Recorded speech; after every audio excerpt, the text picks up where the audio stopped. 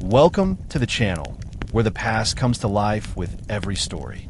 Today, we dive into one of the most devastating natural disasters in history, the Great Lisbon Earthquake of 1755. This catastrophic event not only destroyed the city of Lisbon, but also reshaped entire philosophical, political, and scientific landscapes across Europe and beyond. From the sudden shock of the earthquake to the ensuing tsunami and fires, the impact of this disaster is far-reaching and profound. Throughout this historical journey, we'll explore the immediate devastation, the philosophical shifts it inspired, the evolution of urban planning, and how it changed disaster management forever. As we dive deeper into this event, you'll understand how this tragedy altered the course of history, shaping the modern world in ways still felt today. Stay tuned, because by the end of this story, you'll want to hear how a single event can ripple through time and change the course of human understanding. On the morning of November 1st, 1755, Lisbon, the capital of Portugal, was shaken to its core by a catastrophic earthquake. It struck around 9:30 a.m., with its epicenter located in the Atlantic Ocean, approximately 200 kilometers southwest of the city. The earthquake was incredibly powerful, registering a magnitude of 8.5 to 9.0 on the Richter scale, and it lasted for about 3 minutes. The tremors were felt as far away as Scandinavia, the Caribbean, and even North America. Lisbon, at the time, was a thriving metropolis with a population of around 200,000 people. The earthquake shattered buildings, causing immense destruction. Churches, palaces, and homes collapsed, trapping thousands beneath the rubble. The city, built on a series of hills and valleys, was particularly vulnerable to such an event. The damage was not only extensive, but also profound. Some of the most iconic landmarks of the city were reduced to ruins. The death toll from the earthquake is still debated, but estimates suggest that anywhere from 30,000 to 50,000 people perished in Lisbon alone. The destruction was not confined to the city center. Entire districts, including those housing the city's poorer population, were flattened. Buildings that survived the initial quake were soon consumed by the subsequent fires, which ravaged the city for days. In the immediate aftermath of the quake, survivors were left in a state of shock and disbelief. The damage was so severe that entire neighborhoods were wiped off the map. The powerful tremors and the sheer scale of destruction left the survivors with a sense of helplessness and desperation. The earthquake's timing, on a religious holiday, added a layer of horror, as the city's churches were filled with people who also perished in the disaster. The tsunami, which struck shortly after the earthquake, compounded the devastation. It hit the Lisbon coastline with a series of powerful waves that reached up to 20 meters high, flooding parts of the city. The waves not only destroyed what was left standing, but also took many lives. Coastal towns to the south of Lisbon were also hit by the tsunami, further increasing the death toll. As the city began to settle into a state of confusion and despair, the Portuguese government and the church, which were among the most powerful institutions in the country, struggled to respond. Many survivors fled to the surrounding hills, while others attempted to salvage what they could from the rubble. The destruction of the city was so complete that the government was unable to provide an immediate or organized response. The aftermath of the Lisbon earthquake caused a profound philosophical and theological crisis in Europe. For centuries, Europe had operated under the belief that natural disasters were a punishment from God for human sins. The massive loss of life in Lisbon seemed to challenge this notion, leading to a re-examination of the relationship between God and the natural world. Voltaire, one of the most famous Enlightenment philosophers, used the earthquake as a central event in his satirical novella Candide to criticize the optimism of philosophers like Leibniz, who believed that the world was the best of all possible worlds. In the story, Candide's mentor, Pangloss, uses the earthquake as a lesson in optimism, despite its tragic consequences. This portrayal helped popularize the idea that human suffering was not necessarily part of a divine plan, but rather a result of the chaotic nature of the world. In the wake of the earthquake, many intellectuals and philosophers began questioning the traditional religious explanations of such events. The idea that disasters were divine retribution was increasingly challenged by the new scientific worldview emerging in the Age of Enlightenment. Thinkers like Rousseau and Diderot suggested that human beings should not simply accept natural disasters as God's will, but should seek to understand them through reason and science. The question of why such a disaster had occurred also fueled debates over the role of divine providence in human affairs. Some believe that the earthquake was a sign of God's wrath, while others saw it as a reminder of the randomness and unpredictability of nature. This shift in thinking played a significant role in the decline of religious authority in Europe, as people began to question the Church's teachings on natural phenomena. The Lisbon earthquake also had significant implications for the concept of human progress. The Enlightenment, which emphasized reason, science, and the possibility of human improvement, faced a crisis of confidence. How could a disaster of such magnitude occur in a world that was supposedly on the path of progress? The earthquake forced many to reconsider the Enlightenment ideal that human beings were masters of their own fate and capable of shaping the world according to reason. Philosophers like Kant and Hume, who were grappling with the implications of the earthquake, found themselves in a position where they had to confront the limitations of human understanding. For the first time in modern philosophy, the idea that reason alone could not explain all aspects of human existence gained significant traction. This moment marked the beginning of a philosophical shift that would influence future thinkers, leading to the development of existentialism and later postmodernism. The political ramifications of the Lisbon earthquake were just as profound as its philosophical consequences. King José I of Portugal, who had been deeply affected by the disaster, sought to rebuild the city and restore order. His prime minister, the Marquis of Pombal, took charge of the reconstruction efforts and instituted sweeping reforms aimed at modernizing Lisbon and preventing future disasters. Pombal's approach to rebuilding Lisbon was highly pragmatic and focused on the practicalities of urban planning. He implemented new building codes that required buildings to be constructed with more resistant materials, such as stone and iron, to withstand future earthquakes. He also ordered the demolition of unstable buildings and the creation of wide streets that would allow for better movement in case of another disaster. Pombal's reforms extended beyond just urban planning. The earthquake prompted a re-evaluation of Portugal's political and economic systems. Pombal used the disaster as an opportunity to centralize power, reduce the influence of the church, and promote economic development. He implemented a series of measures to modernize the country, including promoting agriculture, commerce, and industry.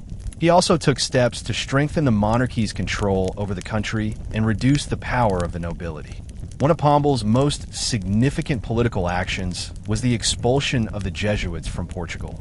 The Jesuits had been powerful players in Portuguese politics and education, and Pombal saw them as an obstacle to his reforms.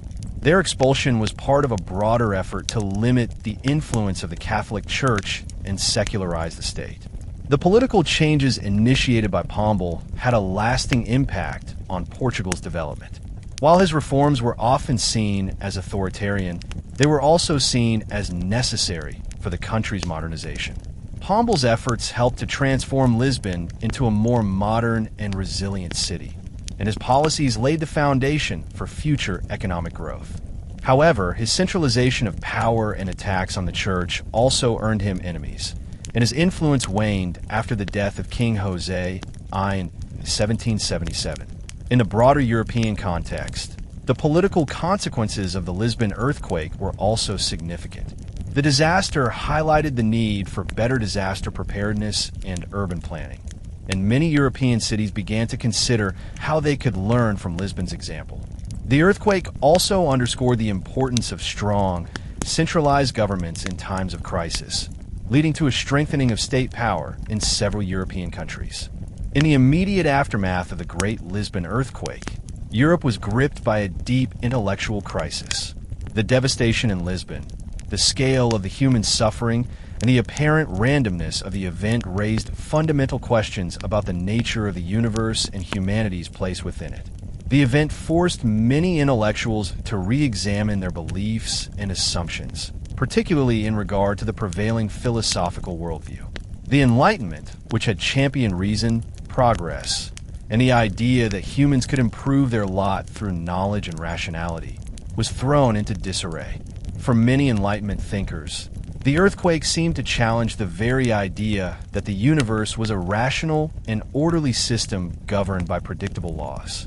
Voltaire, in his satirical work Candide, famously used the earthquake as a metaphor for the absurdity of the optimistic philosophy of Leibniz. In Candide, the character Pangloss, who teaches that all is for the best in the best of all possible worlds, continues to maintain his belief even in the face of a disaster, symbolizing the folly of blind optimism in the face of overwhelming evidence to the contrary. Through this work, Voltaire sharply criticized the idea that human suffering and natural disasters could be justified by divine providence or the notion that the world was inherently good. The earthquake also had a profound impact on the intellectual debate surrounding the role of God and religion in human affairs. Before the 1755 disaster, many people believed that natural disasters, such as earthquakes, were a form of divine punishment for human sin. This interpretation was deeply rooted in Christian theology and had been reinforced by centuries of religious doctrine. The Lisbon earthquake, with its massive death toll and widespread destruction, seemed to defy such explanations. Many began to question how a benevolent God could allow such widespread suffering, particularly when innocent people were also caught in the disaster. Philosophers like Rousseau and Diderot began to argue that the traditional religious explanation of divine wrath was insufficient to explain the scale of the tragedy. Rousseau, in particular, emphasized the importance of human reason and the need for a more rational understanding of nature and the universe.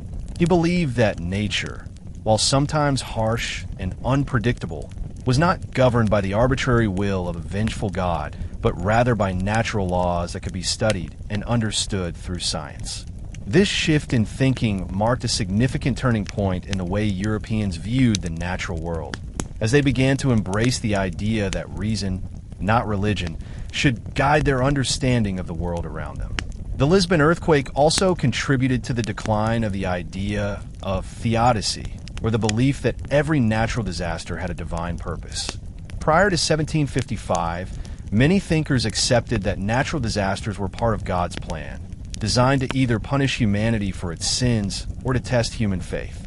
However, the sheer magnitude of the Lisbon disaster, coupled with its apparent randomness, challenged this notion. As a result, the idea that nature operated according to a set of divine rules was increasingly questioned.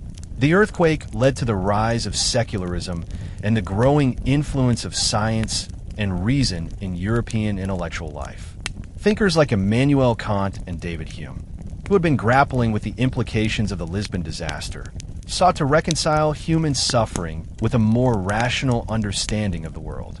Kant, for example, argued that while natural disasters were tragic, they were part of the natural order and not necessarily the result of divine wrath. Hume, on the other hand, emphasized the importance of empirical observation and the need to rely on reason rather than religious explanations to understand the world. This intellectual shift laid the groundwork for the rise of modern science and the eventual rejection of religious explanations for natural phenomena. In the aftermath of the 1755 earthquake, the rebuilding of Lisbon became a monumental task. The destruction of the city was so complete that nearly all of Lisbon's iconic buildings, including churches, palaces, and government institutions, were either severely damaged or completely destroyed. The task of reconstruction fell to the Portuguese government, and more specifically to the Marquis of Pombal, who had been appointed prime minister by King José I. Pombal, who was deeply influenced by Enlightenment ideals, saw the earthquake as an opportunity to modernize Portugal and make Lisbon a more resilient and forward-thinking city. Pombal's approach to reconstruction was pragmatic and focused on creating a city that could withstand future natural disasters. One of his first moves was to commission a new urban plan for Lisbon, which would make the city more organized, accessible, and safer. Under Pombal's direction, New buildings were designed using more resilient materials, such as stone and iron. The new buildings were also constructed with stricter building codes, which specified that they should be able to withstand the force of earthquakes. These codes included the use of flexible, reinforced structures that could absorb the shock of future tremors, ensuring that buildings would be less likely to collapse in the event of another earthquake. Pombal's urban planning efforts also included the creation of wider streets and public squares, which would allow for better movement in the event of another disaster. The new city layout was designed to be more efficient and less prone to congestion, which had been one of the major problems in pre-earthquake Lisbon. The wide streets not only made it easier for people to evacuate in case of an emergency, but they also allowed for better traffic flow and helped create a more open and aesthetically pleasing urban environment. Pombal also ordered the construction of new buildings for public institutions and businesses, which were designed to be more fire-resistant and earthquake-proof. One of Pombal's most innovative ideas was the construction of a new district of Lisbon called the Baixa Pombalina. This area, located in the heart of the city, became the model for Lisbon's new urban design. The Baixa Pombalina was a carefully planned grid of streets and squares, which made it one of the most modern and well-organized districts in Europe at the time. The area was designed with a clear focus on functionality, with wide streets and large public spaces that were intended to facilitate both the flow of people and goods. The Baixa Pombalina became a symbol of Pombal's vision for a more modern, resilient, and rational city. Pombal's vision for Lisbon was not just about physical reconstruction, but also about social and economic reform. He sought to create a city that was not only more resilient to natural disasters, but also better equipped to thrive in the modern world. To achieve this, he implemented a series of policies that aimed to modernize Portugal's economy, reduce the power of the church, and centralize the authority of the state. Pombal's reforms included the promotion of new industries, the expansion of trade, and the establishment of new educational institutions. Pombal also worked to reduce the influence of the Catholic Church, which had been a powerful force in Portugal for centuries. The church had a significant role in the governance of the country, but Pombal saw it as an obstacle to his reforms. He implemented policies that weakened the church's power, including the expulsion of the Jesuits from Portugal. Pombal's efforts to secularize the state were controversial and led to conflicts with the church, but they also marked a significant shift toward a more modern, centralized, and rational government. The Lisbon earthquake not only had a profound impact on Portugal, but also sent ripples throughout Europe. The scale of the disaster and the intellectual and philosophical debates it sparked resonated across the continent, affecting the way Europeans viewed nature, religion, and human progress. In countries like France, England, and Spain, the earthquake was widely discussed, and it became a key topic of debate among Enlightenment thinkers, theologians, and politicians. In France, the earthquake was seen as a symbol of the unpredictability of nature and a challenge to the idea of divine providence. Enlightenment philosophers, who had been advocating for reason and scientific inquiry, used the disaster as evidence that the traditional religious explanations for natural phenomena were no longer adequate. Voltaire, who was heavily influenced by the events in Lisbon, wrote extensively about the earthquake and its implications for human understanding.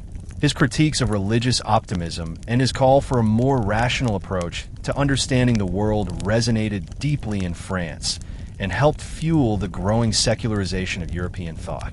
In England, the earthquake led to a renewed interest in the science of seismology and the study of natural disasters. British intellectuals, particularly those associated with the Royal Society, began to examine the geological and seismic causes of earthquakes. While seismology was still in its infancy, the Lisbon earthquake helped to spark a scientific inquiry into the mechanisms of earthquakes and the possibility of predicting them in the future. The earthquake's impact on the development of scientific thought would continue to shape the field for centuries to come. The earthquake also had political ramifications in Europe. Many European governments, particularly those with colonies in the Americas and Asia, began to consider how they could better prepare for natural disasters and protect their populations. The Lisbon earthquake highlighted the vulnerability of cities and regions to such events, prompting European states to invest in disaster preparedness and urban planning. Some governments even began to create special commissions and advisory bodies dedicated to studying the causes of earthquakes and developing strategies for mitigating their impact. The Lisbon earthquake also influenced the development of political ideas in Europe. The disaster, which had exposed the fragility of human existence, fueled the growing sentiment that governments should play a more active role in protecting their citizens and managing natural risks. In France and England, the earthquake was seen as a catalyst for the rise of the modern welfare state, which would later be developed in the 19th century. The idea that governments had a responsibility to protect their people from natural disasters and other risks became a central theme in European political thought in the aftermath of Lisbon's devastation. In the aftermath of the Great Lisbon Earthquake, the city of Lisbon, as well as the wider Portuguese economy, faced enormous challenges. The earthquake destroyed not only the physical infrastructure of the city, but also the economic lifeblood of Portugal. The devastation of Lisbon's port, the collapse of important trade routes, and the loss of human capital meant that the Portuguese economy was plunged into a severe recession. The earthquake caused widespread poverty and suffering for many, and Portugal's economic recovery seemed uncertain. However, the government's response, particularly through the leadership of the Marquis of Pombal, would shape the nation's path to recovery. One of the most immediate effects of the earthquake on the Portuguese economy was the loss of Lisbon's role as a major trading hub. Lisbon was one of the most important ports in Europe, facilitating commerce between Portugal, its colonies in South America, and other parts of the world. The destruction of the city's port facilities, warehouses, and trading infrastructure brought international trade to a halt. Portuguese merchants and colonial producers were left without a market for their goods, and the nation faced severe disruptions in its international commerce. The collapse of the trade network led to a dramatic decline in government revenue, further compounding the economic crisis. The recovery process was slow but determined. Pombal, who had already implemented far-reaching political and urban reforms, turned his attention to economic revitalization. Under his leadership, the Portuguese government focused on rebuilding Lisbon's economy through a combination of state intervention and structural reforms. Pombal sought to modernize Portugal's economy by encouraging the growth of industries and expanding the country's agricultural base. He also focused on restoring Lisbon's reputation as a key port city for trade by rebuilding its infrastructure and promoting international commerce once again. To restore Portugal's economy, Pombal took a number of practical steps. He oversaw the re-establishment of trade routes that had been disrupted by the earthquake. This included restoring Lisbon's port facilities, repairing ships, and facilitating the resumption of colonial trade. In addition to these efforts, Pombal reformed Portugal's fiscal policies, reducing the country's debt burden and stimulating investment in economic development. He also introduced new manufacturing initiatives, encouraging industries such as textiles, shipbuilding, and mining. These steps were aimed at creating a diversified economy that was less reliant on overseas trade, making the country more resilient to future disasters. Despite Pombal's aggressive economic reforms, the Portuguese recovery from the earthquake was not without its challenges. The devastation caused by the earthquake had created a massive gap in the labor force, as thousands of people were killed or injured, and many others had left Lisbon for safety in the aftermath of the disaster. In response to the labor shortage, Pombal encouraged the migration of people from rural areas to the city to assist with rebuilding efforts. Additionally, the influx of people who had lost their homes and livelihoods in the earthquake further strained Lisbon's resources and infrastructure. Portugal also faced difficulties in securing financial assistance to fund its recovery. While some countries offered aid, Portugal was ultimately left to rebuild largely on its own.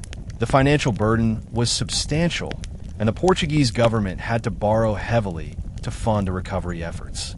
This led to a significant increase in national debt, which became a long-term problem for the country.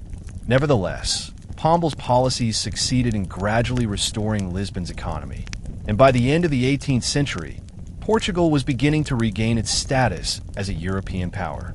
However, The scars of the earthquake and the economic challenges it caused would be felt for generations.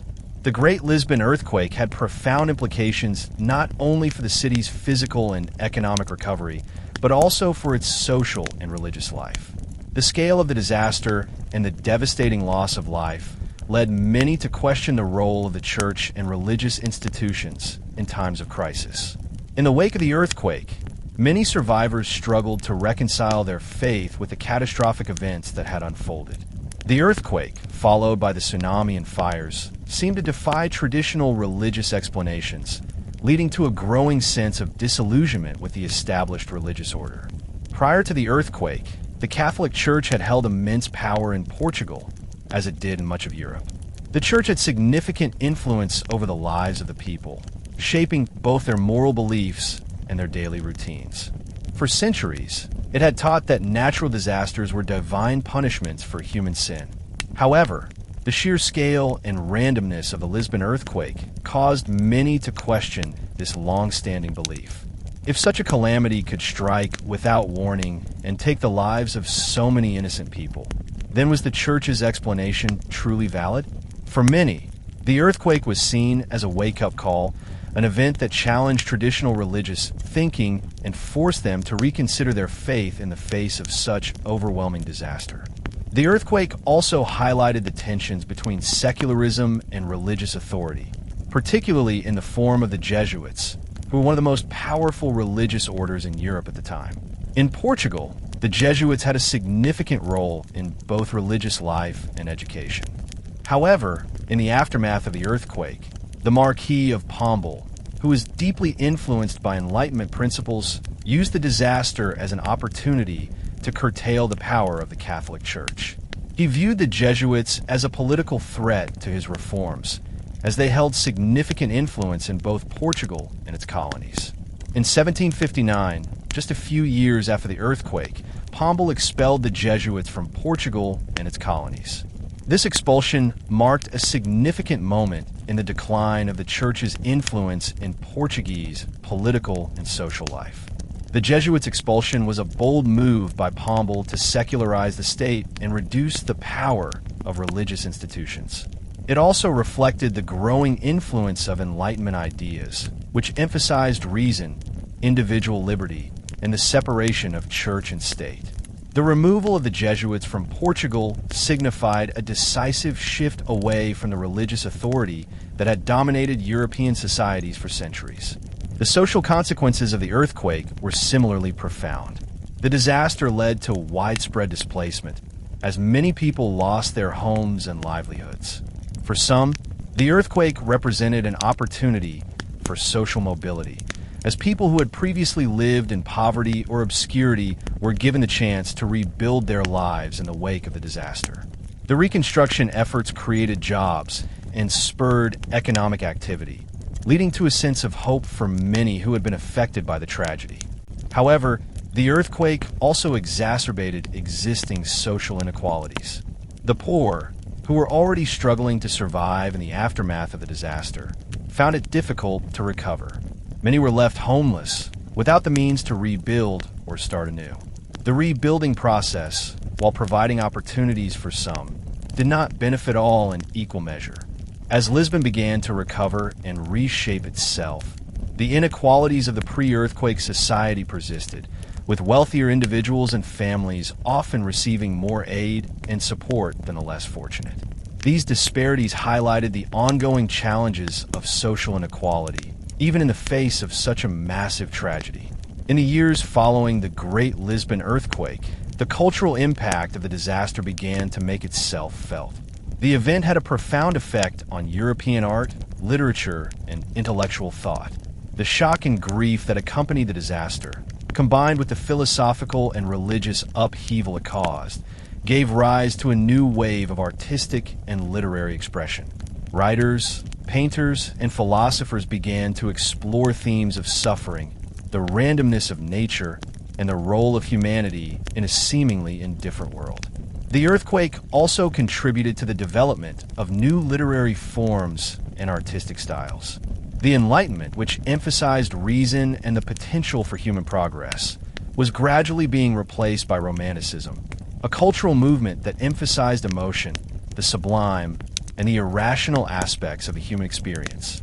The Lisbon earthquake, with its tragic and senseless destruction, became a symbol of the romantic critique of Enlightenment ideals. It marked a turning point in European intellectual and cultural history, as artists and thinkers began to focus more on the darker aspects of human existence. In the realm of literature, the Lisbon earthquake became a powerful symbol of the fragility of human existence. The works of Voltaire, particularly Candide, used the earthquake as a central motif to explore the contradictions of human optimism in the face of suffering. The disaster forced many writers to confront the question of how humans could maintain hope and meaning in a world that seemed so arbitrary and cruel. The earthquake also provided inspiration for other works that explored themes of destruction, fate, and the randomness of natural forces. In art, the earthquake inspired a focus on the dramatic and catastrophic. Artists began to depict natural disasters, including earthquakes, in new and expressive ways. The romanticized depiction of nature's power and unpredictability became a dominant theme in the works of many artists. These depictions were not just about the physical destruction caused by the disaster, but also about the emotional and psychological toll it took on those who witnessed it. The Lisbon earthquake, with its combination of destruction, despair, and renewal, became a powerful metaphor for the broader existential questions facing European culture at the time. The cultural impact of the earthquake was not limited to literature and art.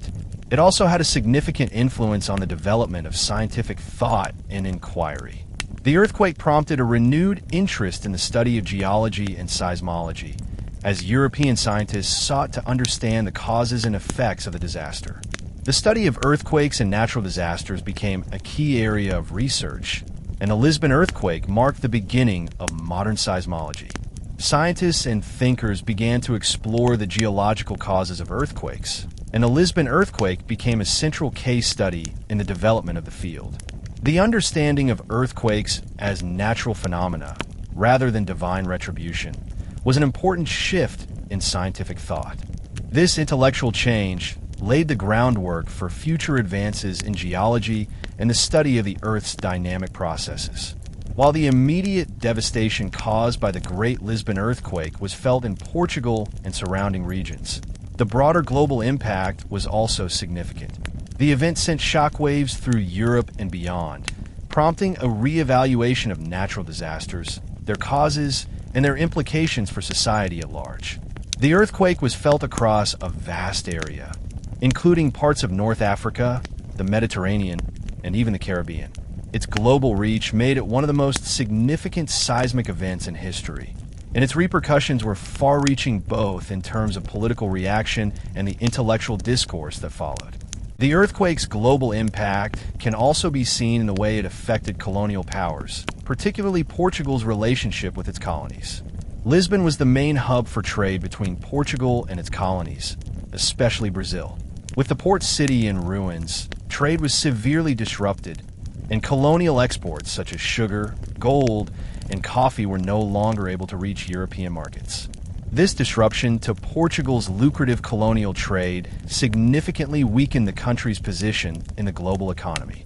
The event also highlighted the vulnerability of colonial networks, showing that even the most powerful nations could be brought to their knees by a single disaster. Beyond economic repercussions, the Lisbon earthquake had significant political ramifications throughout the European continent.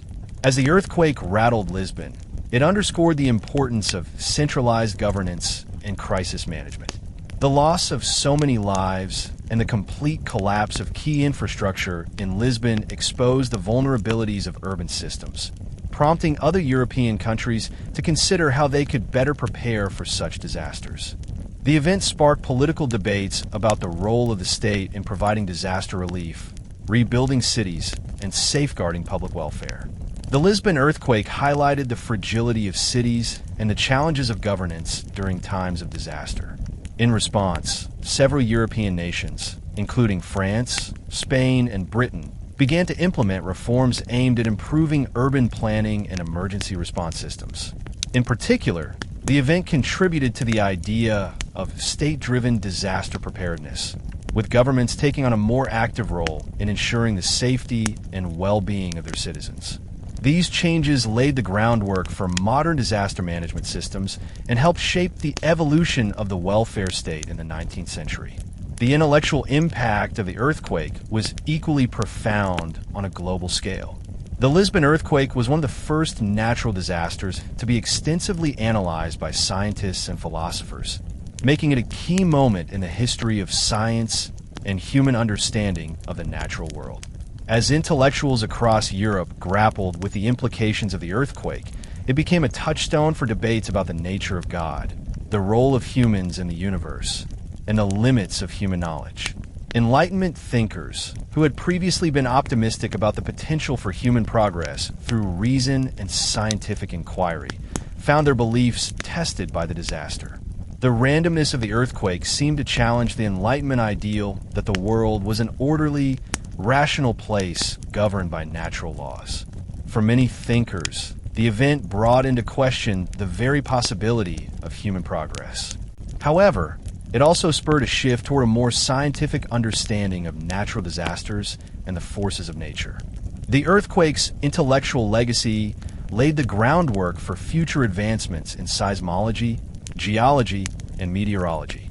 The Great Lisbon Earthquake of 1755 is often considered a pivotal moment in the history of seismology and the study of earthquakes. While earthquakes had been observed and recorded for centuries, the Lisbon earthquake represented the first time that a large-scale, scientifically informed investigation into the causes and effects of earthquakes was conducted. The earthquake prompted a wave of scientific inquiry into the nature of seismic events, leading to the development of the first systematic studies of earthquake phenomena. The earthquake's sheer scale and the devastation it caused made it a case study for early geologists and natural philosophers. The fact that the quake was felt over such a wide area, from North Africa to the Caribbean, highlighted the need for a deeper understanding of seismic activity and its underlying causes. Early seismologists, influenced by Enlightenment ideals, began to examine the Earth's structure and the possibility that earthquakes were caused by movements in the Earth's crust rather than divine intervention or supernatural forces. These investigations laid the foundation for the scientific study of earthquakes and the field of seismology, which would continue to evolve in the centuries to come. One of the key figures in the early study of earthquakes was the Portuguese intellectual Sebastião José de Carvalho e Melo, known as the Marquis of Pombal. Although Pombal was not a scientist himself, he played a key role in promoting the scientific inquiry into the causes of the earthquake. Pombal understood the need for a rational explanation of the disaster and supported efforts to study and understand the earthquake's effects. After the event, Pombal ordered investigations into the structural damage caused by the quake and the possible causes behind it. His encouragement of scientific inquiry into the event marked a significant shift away from theological explanations of natural disasters. The disaster marked a turning point in the development of secularism and rationalism, as it became increasingly clear to thinkers that natural phenomena could be understood through empirical observation and scientific inquiry, rather than through religious or mystical explanations. Rousseau, in particular, was deeply influenced by the Lisbon earthquake, and he used it to further his critique of civilization and human progress. In his discourse on the arts and sciences, Rousseau argued that the growth of civilization had led to the corruption of human nature. He suggested that the earthquake was a symbol of the dangers of human arrogance and the belief that humans could control nature. Rousseau's critique of modern society, influenced in part by the Lisbon earthquake, laid the groundwork for his later work on the social contract and the idea of the noble savage. The earthquake also sparked a wider philosophical debate about the nature of evil and human suffering. For thinkers like Immanuel Kant, the Lisbon earthquake presented a challenge to the Enlightenment belief in human progress. Kant, who was grappling with the implications of the disaster, began to question the idea that reason alone could provide all the answers to life's greatest challenges. He argued that while humans could seek to understand the natural world through reason, there were limits to what could be explained by human intellect. Kant's reflections on the Lisbon earthquake contributed to his later work on ethics and metaphysics, particularly his ideas about the nature of morality and the role of human agency. The Lisbon earthquake ultimately marked a turning point in the intellectual history of Europe. It challenged the Enlightenment ideals of progress and rationality, and it forced thinkers to confront the darker aspects of human existence. As a result, the earthquake became a key moment in the development of modern philosophy, setting the stage for new intellectual movements such as Romanticism, existentialism, and modern scientific inquiry. The Lisbon earthquake had profound political consequences not only for Portugal, but also for much of Europe. The disaster drew attention to the vulnerability of cities and the need for stronger central governments to manage crises. In the aftermath of the earthquake, European leaders and policymakers began to reassess their cities' preparedness for natural disasters and other major crises. As Lisbon's royal court struggled to provide aid and relief to its citizens, it became clear that the country's political structures were ill-equipped to handle such large-scale destruction. This realization pushed political reforms across Europe, particularly in terms of urban planning, disaster management, and governance. The earthquake emphasized the necessity of strong, centralized authority in managing disasters, leading to more robust government responses to future crises. The role of government was now seen as more than just the enforcer of laws and policies. It was also responsible for safeguarding the welfare of its citizens in times of disaster. This idea would become a defining feature of the welfare state model that began to take shape in the 19th century. The earthquake made it clear that political power must be capable of responding swiftly and effectively to natural disasters, and that such events required not just immediate relief, but long-term recovery plans. In Portugal, this period of recovery was largely led by the Marquis of Pombal, who took a central role in both the reconstruction of Lisbon and the reorganization of the government. Pombal's leadership was characterized by a focus on modernization, and he used the earthquake as an opportunity to centralize power further. He bypassed the traditional aristocracy and clergy, consolidating authority in the monarchy and creating a more bureaucratic and efficient government. Pombal's efforts were not without controversy, as he faced resistance from religious and aristocratic factions. But the success of the recovery showed the effectiveness of a more centralized state in times of crisis. Beyond Portugal, the political landscape across Europe was deeply affected by the Lisbon earthquake. In Spain, the disaster prompted the monarchy to reconsider its own disaster management systems. The Spanish court observed the difficulties faced by Portugal in responding to the earthquake, and this led to discussions about how best to improve Spain's own urban planning and crisis response mechanisms. Spain, like Portugal, began to prioritize centralized control and the creation of a more modern state apparatus capable of managing natural disasters. In France, the earthquake played a role in the gradual erosion of traditional authority structures. The Enlightenment thinkers, who had long argued for the importance of reason, rationality, and centralized power, began to see the Lisbon earthquake as an illustration of the need for government intervention and public welfare. The event accelerated the shift from feudal structures to more centralized, bureaucratic forms of governance. It also pushed French intellectuals to explore further the role of the state in addressing the welfare of its citizens, especially in times of catastrophe. The aftermath of the earthquake contributed to the eventual rise of modern political ideologies, including liberalism and socialism, both of which would shape Europe's political development in the 19th century. The Lisbon earthquake also had a ripple effect in the colonies of European powers, particularly in the Americas.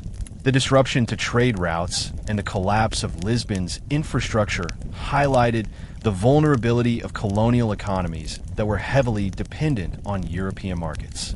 For Portugal, this meant that its control over its overseas empire, particularly in Brazil, was severely weakened. The earthquake disrupted the flow of goods from the colonies to Lisbon, leading to a decline in revenues and a weakening of Portugal's political influence in the Americas. In Brazil, the earthquake's impact was felt indirectly. The colony was an essential part of Portugal's empire, and the disruption to the flow of goods from Lisbon led to economic strain. However, in the long term, the weakening of Portugal's grip on its empire set the stage for political changes in Brazil. In the early 19th century, the Napoleonic Wars and the decline of Portugal's political power led to the rise of Brazilian independence movements. The earthquake, in many ways, marked the beginning of a shift in the balance of power between Portugal and its colonies, which would culminate in Brazil's independence in 1822. One of the most significant long-term effects of the Great Lisbon Earthquake was the transformation it prompted in urban planning, not only in Lisbon, but throughout Europe. Before the earthquake, cities were often built haphazardly, with narrow, winding streets that made it difficult to escape disasters and respond to emergencies. The earthquake exposed the dangers of poor urban design, particularly in a city as densely populated and economically important as Lisbon. In the aftermath of the earthquake, the need for better urban planning became clear, and the tragedy spurred reforms in the way cities were designed and constructed. Under the leadership of the Marquis of Pombal, Lisbon was rebuilt according to a new, rational plan that prioritized safety, organization, and resilience.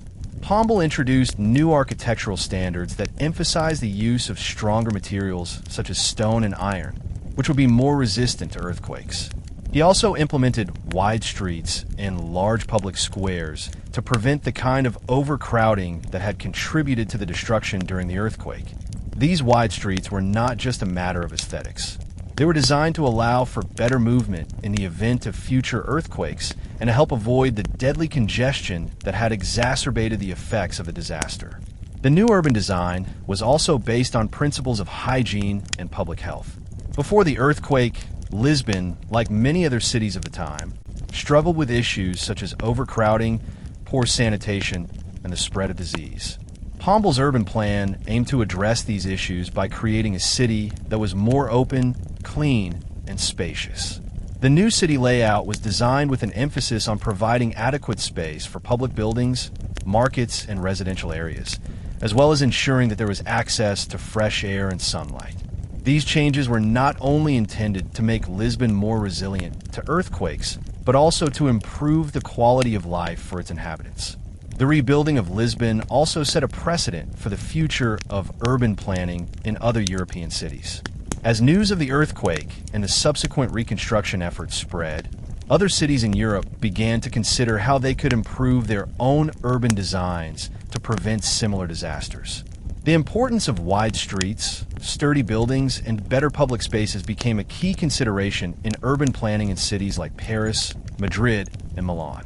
The influence of Pombal's reforms can be seen in the broad boulevards and rational city layouts that became common features in European cities during the 19th century.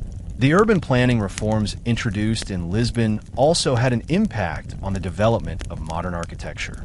The emphasis on using durable materials such as stone and iron laid the groundwork for the development of building techniques that would become standard in the 19th and 20th centuries. The use of these materials, combined with new architectural designs that prioritized functionality, helped shape the evolution of European cities in the centuries following the earthquake. The Lisbon earthquake marked a turning point in how cities were conceived and designed, pushing for more rational, resilient, and scientifically informed approaches to urban planning. The urban planning reforms that emerged after the Lisbon earthquake were not solely driven by concerns about earthquakes. The disaster also highlighted the need for cities to be more adaptable to other kinds of crises, including fires, epidemics, and floods. In the years following the earthquake, urban planners began to focus on creating cities that were not only resilient to earthquakes, but also better equipped to handle other public health and environmental challenges. The lessons learned from the earthquake helped shape the development of modern disaster response systems, which would become a central part of urban planning in the 19th and 20th centuries. The importance of urban planning became increasingly recognized as cities grew larger and more complex. In the wake of the earthquake, the idea that cities should be planned in such a way as to protect their inhabitants from natural and man-made disasters gained traction. This approach would go on to influence the design of major cities worldwide, including New York, London, and Tokyo. The earthquake's influence on urban planning would be felt for generations, and its legacy can still be seen in the way modern cities are designed and built to withstand the challenges of the natural world. The Great Lisbon Earthquake left a lasting legacy in the world of literature and art. In the aftermath of the disaster, many artists and writers were inspired to reflect on the nature of human suffering, the unpredictability of the world, and the limitations of human knowledge. The themes of disaster, loss, and recovery became central motifs in the cultural works produced during this period. The earthquake marked a pivotal moment in the development of European art and literature, particularly in the transition from Enlightenment optimism to the more melancholic and introspective themes that would come to define the Romantic period. In literature, the earthquake inspired writers like Voltaire, who used it as a central theme in his satirical novel Candide. Through the character of Pangloss, Voltaire ridicules the optimistic philosophy that believes all events, no matter how tragic, occur for the best. The Lisbon earthquake, in Voltaire's view, was a clear example of the absurdity of this kind of thinking, and his sharp critique of optimism resonated deeply in Europe. His work helped to solidify the earthquake as a symbol of the folly of blind faith in progress and the optimism of the Enlightenment. In art, the earthquake's impact was seen in the rise of Romanticism, which placed a greater emphasis on emotion, the sublime, and the irrational aspects of the human experience. Romantic artists, influenced by the sense of chaos and destruction that accompanied the earthquake, began to focus on themes of nature's power and human vulnerability. The earthquake's devastation led to an artistic movement that sought to capture the awe-inspiring, uncontrollable forces of nature and the emotional responses they evoked in humans. Painters like J.M.W. Turner and Caspar David Friedrich, though they worked years after the earthquake, were influenced by this shift toward expressing the emotional and sublime aspects of nature. The romantic emphasis on the sublime can be directly traced back to the earthquake, as it reflected a growing sense of human powerlessness in the face of nature's overwhelming forces. The Lisbon earthquake, by revealing how vulnerable cities and civilizations were to such forces, reinforced the romantic view that human beings were at the mercy of nature's capriciousness. This shift in perspective from Enlightenment optimism to romantic melancholy and awe would shape European literature and art for much of the 19th century. The Lisbon earthquake also had a profound influence on the development of existential philosophy in the 19th and 20th centuries. The event, by forcing people to confront the unpredictability of life and the suffering that came with it, laid the groundwork for existentialist themes of absurdity, alienation, and the search for meaning in a chaotic world. Philosophers like Friedrich Nietzsche and Jean-Paul Sartre, though writing much later, drew on the legacy of the earthquake as they explored the complexities of human existence in a seemingly indifferent and often hostile universe. In literature, existential themes emerged as writers began to explore characters who faced the absurdity of life and the existential questions posed by suffering and tragedy. The Lisbon earthquake, by challenging traditional views of divine providence and human progress, opened the door to a more skeptical and reflective approach to the human condition. This shift from religious interpretations to a scientific understanding of natural disasters would continue to influence the trajectory of European intellectual life in the centuries that followed. In addition to advancements in scientific theory, the earthquake also spurred improvements in engineering and construction practices. The destruction of Lisbon's buildings exposed the inadequacies of existing architectural techniques, particularly in relation to earthquake-resistant construction. The city's infrastructure was not designed to withstand the intense shaking of a major earthquake, and as a result, many buildings collapsed, leading to widespread casualties.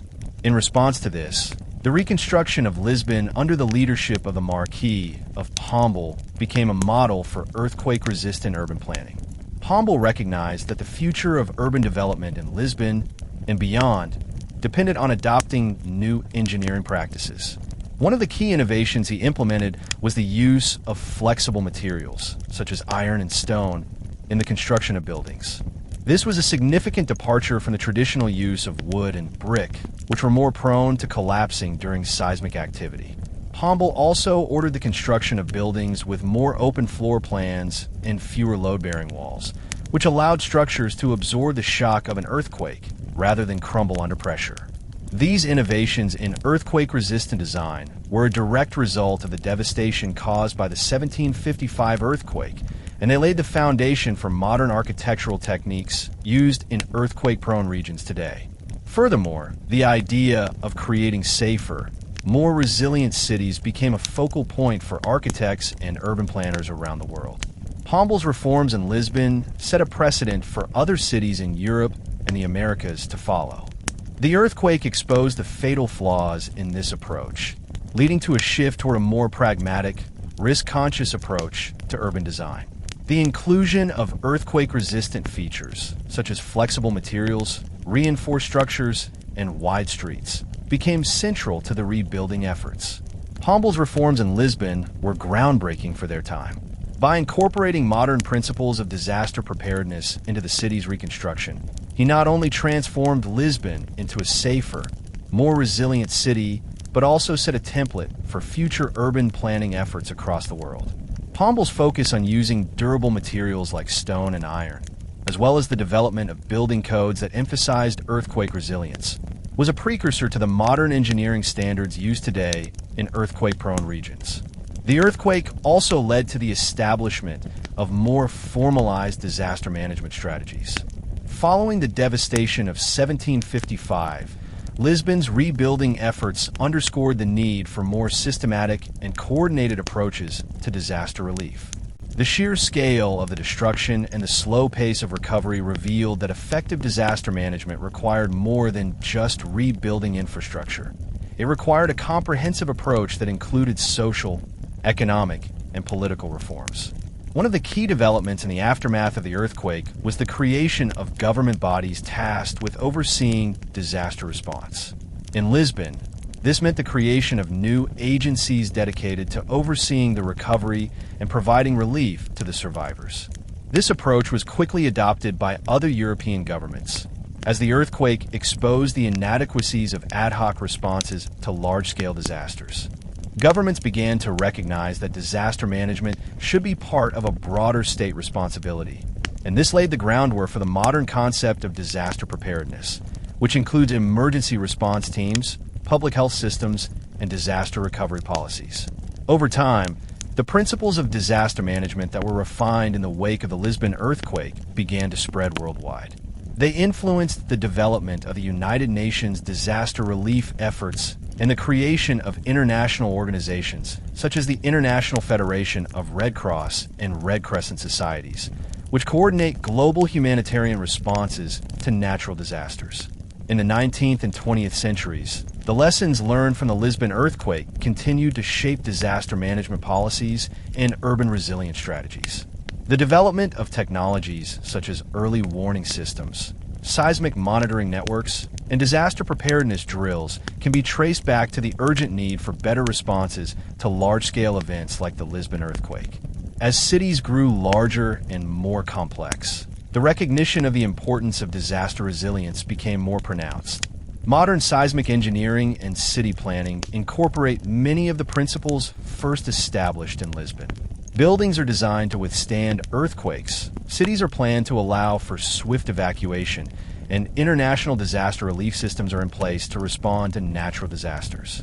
The continuing influence of the Lisbon earthquake on these areas highlights the profound and enduring impact the disaster had on shaping how we live and how we prepare for the inevitable challenges posed by natural forces.